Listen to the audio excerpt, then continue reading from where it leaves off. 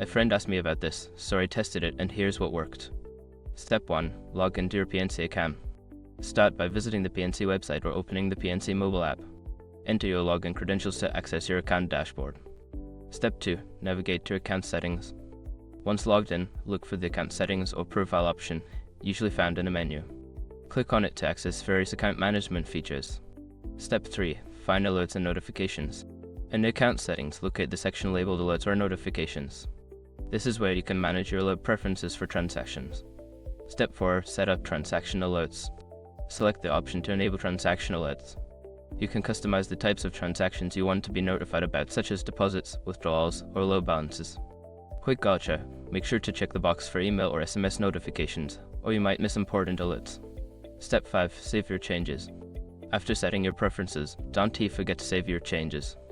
Look for a Save or Apply button at the bottom of the page. Now you're all set to receive alerts for your transactions. If you have any questions or need further assistance, feel free to reach out.